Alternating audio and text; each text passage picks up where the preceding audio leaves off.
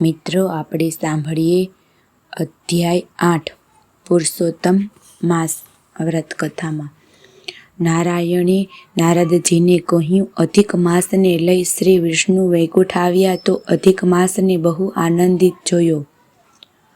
કામ્યવનમાં શ્રી કૃષ્ણને પાંડવોએ કહ્યું, હે ધર્મરાજા, તમે 5 પાંડવો અને દ્રૌપદી પણ દુઃખોમાંથી મુક્ત થવા પુરુષોત્તમ માસનું વ્રત કરો. જોકે તમારા દુઃખોનું એક બીજું પણ કારણ છે. તમારી પત્ની દ્રૌપદી પૂર્વજન્મમાં મેઘાવી નામના ઋષિની પુત્રી હતી. તે સર્વગુણ સંપન્ન સ્વરૂપવાન હતી. ઋષિએ તેને ધર્મ, નીતિ, કલા, સંગીત વગેરેમાં નિપુણ કરી હતી. એકવાર તેને પડોશી સખીને પોતાના પુત્રને વહાલ કરતી જોઈ પોતાને પણ સંતાન સુખની ઈચ્છા જાગી. તે પણ વિવાહ યોગ્ય હતી. તેણે વિચાર્યું કે આ દેવની ઉપાસનાથી સારો પતિ મળે. તેને થયું, મારા પિતા મને કોઈ યોગ્ય પુરુષ સાથે પરણાવતા કેમ નહીં હોય? જો માતા હોત તો તે જરૂર તેની દ્વિધા પામી શકી હોત. આ બાજુ મેઘાવી ઋષિને પણ પુત્રીના વિવાહની ચિંતા સતાવતી હતી. તેથી તે યોગ્ય વરની તપાસ કરાવી રહ્યો હતા. તેવામાં તેમને તીવ્ર જ્વર ચડ્યો.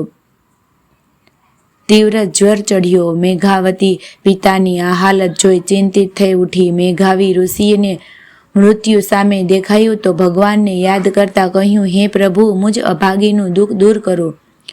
ઋષિની વિનંતી પરમાત્માના દૂતોએ તેમને ભગવાનના ઘરે પહોંચાડ્યા.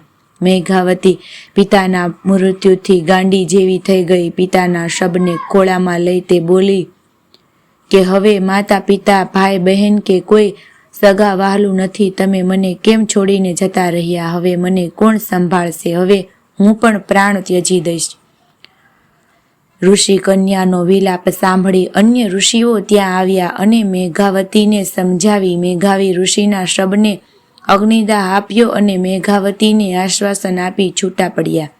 મેઘાવતીએ પિતાની પાછળ શ્રદ્ધા, તર્પણ, શ્રાદ્ધ, દાન વગેરે કર્યું અને પછી સમય જતાં તેનું દુઃખ ભૂલાઈ ગયું.